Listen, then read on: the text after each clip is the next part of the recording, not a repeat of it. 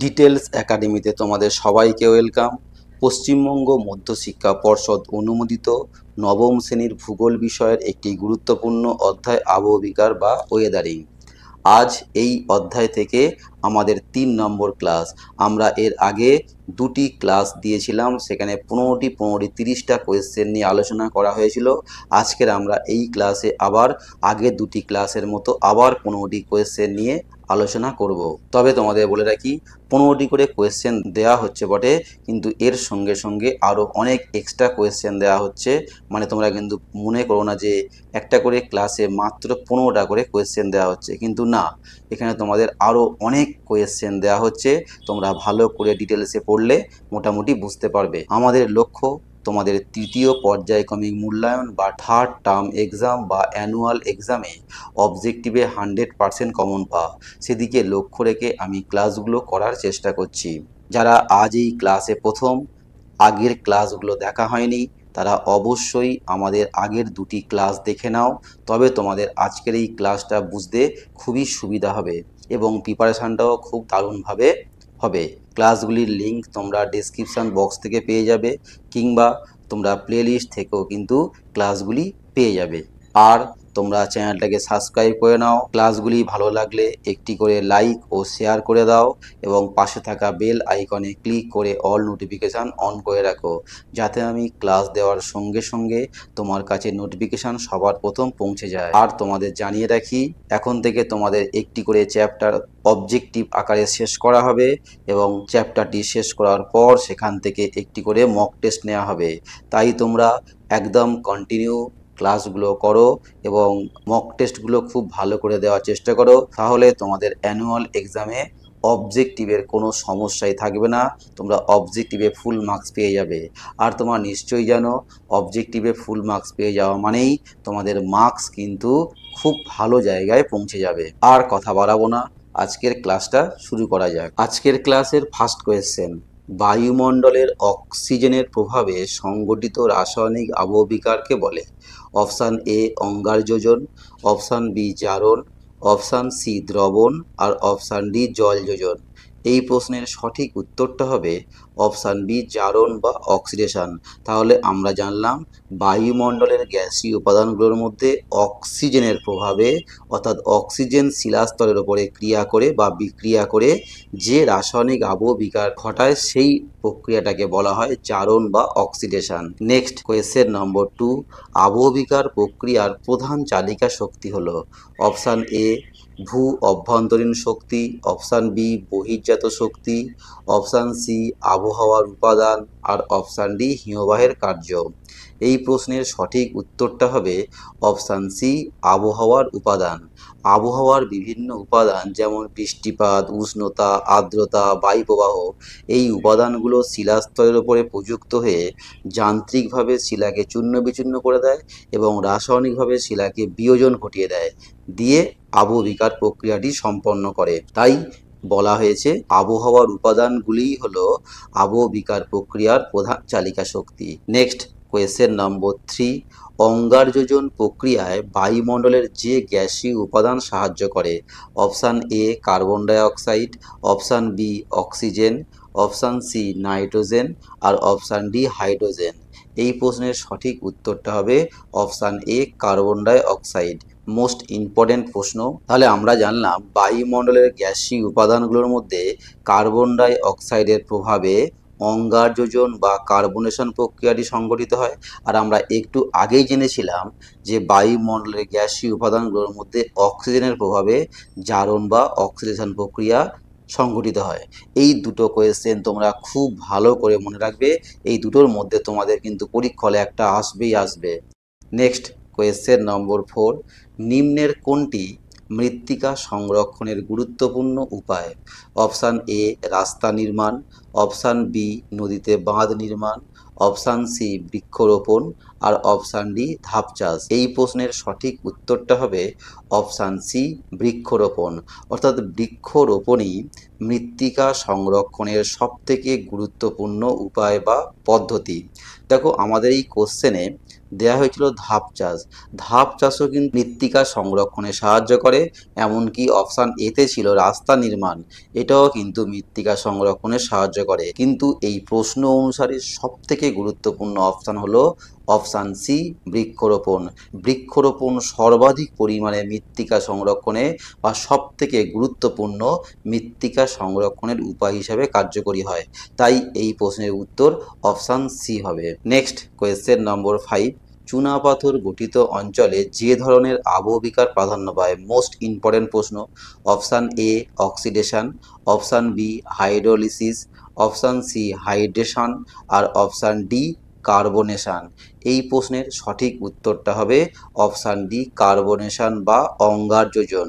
এই কার্বনেশন বা অঙ্গারযোজন প্রক্রিয়াটি চুনাপাথর গঠিত অঞ্চলে খুব বেশি কার্যকরী হয় এবং আমরা এর আগের ক্লাসে দেখিয়েছিলাম যে এই প্রক্রিয়া চুনাপাথর গঠিত অঞ্চলে বিভিন্ন ধরনের কাস্ট ভূমিরূপ গঠন করে। নেক্সট কোয়েশ্চেন নম্বর 6, মৃত্তিকা মধ্যস্থ জৈব পদার্থকে বলা হয়? Option A regolith, option B দাবানল, অপশান সি হিউমাস, আর অপশান ডি সোলাম। সঠিক উত্তরটা হবে অপশান সি হিউমাস। মৃত্তিকার সঙ্গে বিভিন্ন জৈব পদার্থ অর্থাৎ প্রাণী এবং উদ্ভিদের দেহ পচে গিয়ে তৈরি করে হিউমাস। আর হিউমাস মৃত্তিকাতে যত বেশি পরিমাণে থাকবে মৃত্তিকা তত বেশি উর্বর হবে। আর এই জৈব পদার্থ হিউমাসে রূপান্তরিত হওয়ার প্রক্রিয়াকে বলা হয় হিউমিফিকেশন। নেক্সট কোয়েশ্চেন নম্বর 7, ক্ষয়ীভবন হলো একটি অপশান এ স্থিতিশীল প্রক্রিয়া, অপশান বি গতিশীল প্রক্রিয়া, অপশান সি ধীর প্রক্রিয়া, আর অপশান ডি সবগুলি। এই প্রশ্নের সঠিক উত্তরটা হবে অপশান বি গতিশীল প্রক্রিয়া। আমরা 2 নম্বর ক্লাস জেনেছিলাম যে আবহবিকার প্রক্রিয়াটা কী ধরনের প্রক্রিয়া। আবহবিকার প্রক্রিয়াটা হলো একটা স্থিতিশীল প্রক্রিয়া আর ক্ষয়ীভবন হলো একটি গতিশীল প্রক্রিয়া। তোমরা এই দুটো কনসেপ্ট কিন্তু খুব ভালো করে মনে রাখবে। তাহলে এই প্রশ্নের সঠিক উত্তরটা হলো অপশান বি গতিশীল প্রক্রিয়া। নেক্সট কোয়েশ্চেন নম্বর 8, মৃত্তিকা ক্ষয়ের একটি অন্যতম কারণ হলো? অপশান এ ঝুম চাষ, অপশান বি বৃক্ষরোপণ, option C mulching, option D terracing. এই প্রশ্নের সঠিক উত্তরটা হবে অপশান এ ঝুম চাষ। এই ঝুম চাষের ফলেই কিন্তু মৃত্তিকা ক্ষয় বৃদ্ধি পায়। আমাদের ভারতের উত্তর পূর্ব অঞ্চলের পাহাড়ি যে অঞ্চলগুলো আছে সেই পাহাড়ি অঞ্চলে আদিবাসী সম্প্রদায়ের মানুষ বন জঙ্গল পুড়িয়ে নিম্নমানের পদ্ধতিতে চাষবাস করে। 1-2 বছর চাষবাস করার পর আবার তারা অন্য জায়গায় চলে যায়, অন্য জায়গায় গিয়ে আবার সেখানে বন জঙ্গল পুড়িয়ে আবার চাষবাস করে। এইভাবে পরিবেশের ক্ষতি করে তারা যে চাষবাস করে সেটাকেই বলা হয় ঝুম চাষ।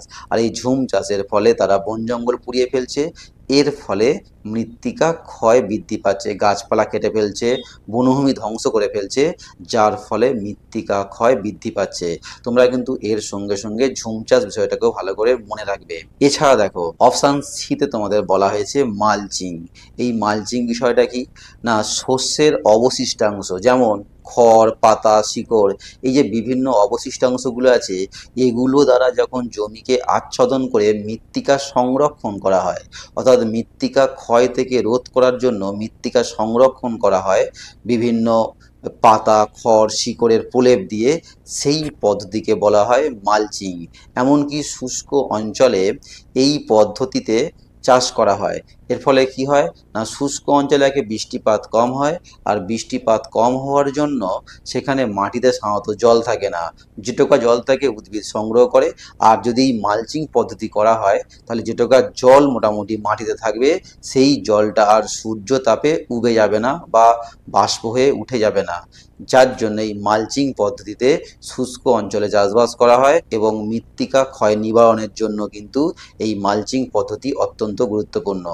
এছাড়া দেখো তোমাদের অপশান ডিতে বলা হয়েছে টেরাসিং। এই টেরাসিং মানে আসলে ধাপ গঠন।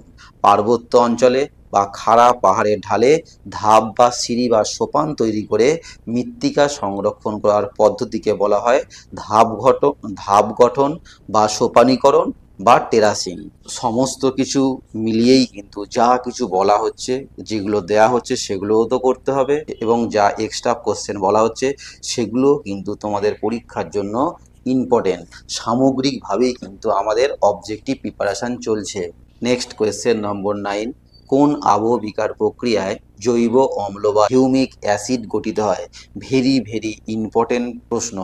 কোন আবহবিকার প্রক্রিয়ায় বিভিন্ন জৈব পদার্থগুলো পচে গিয়ে উদ্ভিদ এবং প্রাণীর দেহগুলো পচে গিয়ে জৈব অম্ল বা হিউমিক অ্যাসিড গঠন করে? অপশান এ রাসায়নিক আবহবিকার, অপশান বি যান্ত্রিক আবহবিকার, অপশান সি জৈব আবহবিকার, আর অপশান ডি সবগুলি। সঠিক উত্তরটা হবে অপশান সি জৈব আবহবিকার। জৈব আবহবিকার প্রক্রিয়ায় এই জৈব অম্ল বা হিউমিক অ্যাসিড গঠিত হয়। তোমরা এই কোয়েশ্চেনটা খুব ভালো করে মনে রাখবে। এই কোয়েশ্চেনটাকে আমি আবার 10 নম্বরে আবার রেখেছি অন্যরকমভাবে, তোমরা কোয়েশ্চেনটা দেখো। নেক্সট কোয়েশ্চেন নম্বর 10, কোন আবহবিকার প্রক্রিয়ায় জৈব অম্ল বা হিউমিক অ্যাসিড গঠিত হয়? অপশানটা খালি চেঞ্জ করে দেওয়া আছে। অপশান এ জৈব যান্ত্রিক আবহবিকার, অপশান বি জৈব রাসায়নিক আবহবিকার, অপশান সি যান্ত্রিক আবহবিকার, আর অপশান ডি রাসায়নিক আবহবিকার। সঠিক উত্তরটা হবে অপশান বি জৈব রাসায়নিক আবহবিকার। তাহলে আমরা জানলাম যে জৈব আবহবিকার প্রক্রিয়ায় হিউমিক অ্যাসিড গঠিত হয় এবং জৈব আবহবিকারে যে দুটো ভাগ আছে, একটা জৈব যান্ত্রিক আবহবিকার আর একটা জৈব রাসায়নিক আবহবিকার। তার মধ্যে জৈব রাসায়নিক আবহবিকার প্রক্রিয়াতেই কিন্তু এই হিউমিক অ্যাসিড বা জৈব অম্ল গঠিত হয়। খুব ভালো করে তোমরা মনে রাখবে, তোমাদের পরীক্ষার জন্য অত্যন্ত ইম্পর্টেন্ট এই কোয়েশ্চেনটা। নেক্সট কোয়েশ্চেন নম্বর 11, নিম্নের কোনটি মৃত্তিকা সংরক্ষণের পদ্ধতি নয়? Option A shelter belt, option B সমোন্নতি রেখা বরাবর চাষ, অপশান সি র্যাভাইন ক্ষয়, আর অপশান ডি শস্যাবর্তন। সঠিক উত্তরটা হবে অপশান সি র্যাভাইন ক্ষয়। এই র্যাভাইন ক্ষয়ের ফলেই কিন্তু মৃত্তিকা সংরক্ষণ হয় না, এখানে মৃত্তিকা ক্ষয় হয়। আর বাকি শেল্টার বেল্ট, সমোন্নতি রেখা বরাবর চাষ, শস্যাবর্তন এই পদ্ধতিগুলোর মাধ্যমে মৃত্তিকা সংরক্ষণ হয়। তাই এই প্রশ্নের উত্তর হলো অপশান সি র্যাভাইন ক্ষয়। নেক্সট কোয়েশ্চেন নম্বর 12, উচ্চ পার্বত্য ও উচ্চ অক্ষাংশে বেশি দেখা যায়? অপশান এ বায়ুর কার্য, অপশান বি জলের কার্য, অপশান সি উষ্ণতার কার্য, আর অপশান ডি তুষারের কার্য। সঠিক উত্তরটা হবে অপশান ডি তুষারের কার্য। নিশ্চয়ই তোমরা এই কোয়েশ্চেনটা করতে পেরেছো, কারণ এর আগে দুটো ক্লাসে এই সম্পর্কে তোমাদের আইডিয়া দেওয়া হয়েছিল। নেক্সট কোয়েশ্চেন নম্বর 13, শিলা মধ্যস্থিত খনিজগুলির সঙ্গে জল যুক্ত হয়ে যে রাসায়নিক বিক্রিয়া ঘটে তাকে বলে? Option A hydration, option B hydrolysis, option C জল যোজন, আর অপশান ডি এ ও সি উভয়। এই প্রশ্নের সঠিক উত্তরটা হবে অপশান ডি এ ও সি উভয়। অর্থাৎ হাইড্রেশন প্রক্রিয়াকেই বলা হয় জল যোজন, আর শিলা মধ্যস্থিত খনিজগুলোর সঙ্গে জল যুক্ত হয়ে যে রাসায়নিক প্রক্রিয়া সৃষ্টি করে তাকেই বলা হয় জল যোজন বা হাইড্রেশন। নেক্সট কোয়েশ্চেন নম্বর 14, নিম্নের কোনটি মৃত্তিকা ক্ষয়ের পদ্ধতি? অপশান এ জলপ্রবাহজনিত ক্ষয়, অপশান বি রিল ও গালি ক্ষয়, অপশান সি খাত ক্ষয়, আর অপশান ডি সবগুলি। এই প্রশ্নের সঠিক উত্তরটা হবে অপশান ডি সবগুলি। অর্থাৎ মৃত্তিকা ক্ষয়ের একটা করে সব পদ্ধতি, জলপ্রবাহজনিত ক্ষয়, রিল ও গালি ক্ষয়, খাত ক্ষয়, এর আগে তোমাদের বলেছিলাম র্যাভাইন ক্ষয়, এগুলো সব মৃত্তিকা ক্ষয়ের পদ্ধতি। নেক্সট কোয়েশ্চেন নম্বর 15, আজকের ক্লাসের লাস্ট কোয়েশ্চেন, মৃত্তিকা ক্ষয়ের মানবীয় কারণ হলো? অর্থাৎ মৃত্তিকা ক্ষয়ের একটি মানবীয় কারণ হলো অপশান এ পশুচারণ, অপশান বি ঝুম চাষ, অপশান সি বৃক্ষচ্ছেদন, আর অপশান ডি সবগুলি। দেখো এই প্রশ্নের উত্তরটাও কিন্তু অপশান ডি সবগুলি হবে। পশুচারণ, ঝুম চাষ, বৃক্ষচ্ছেদন এই সমস্ত কাজগুলোই কিন্তু মানুষের দ্বারাই সম্পন্ন হয়। অর্থাৎ মানুষের এই কার্যাবলীর জন্যই মৃত্তিকা ক্রমাগত ক্ষয় পাচ্ছে। এছাড়াও তোমরা মনে রাখবে খনিজ সম্পদ উত্তোলন, অবৈজ্ঞানিক পদ্ধতিতে কৃষিকাজ, এই মানবিক কারণগুলোর জন্য কিন্তু মৃত্তিকা ক্ষয় ক্রমাগত বৃদ্ধি পাচ্ছে। আজকের ক্লাসটা আমি এখানেই শেষ করলাম। তোমাদের সঙ্গে দেখা হবে নেক্সট ক্লাসে আবহবিকার চ্যাপ্টারের 4 নম্বর ক্লাস নিয়ে। সম্ভবত তোমাদের আবহবিকার থেকে এই 4টেই ক্লাস দেওয়া হবে, তারপরেই কিন্তু তোমাদের এই চ্যাপ্টার থেকে একটা মক টেস্ট নেওয়া হবে। তোমরা ক্রমাগত পড়াশোনা করো এবং আমাদের এই সিস্টেমের সঙ্গে থাকো। অবশ্যই তোমরা অ্যানুয়াল এক্সামে অবজেক্টিভে চূড়ান্ত পর্যায়ে সফল লাভ করবে।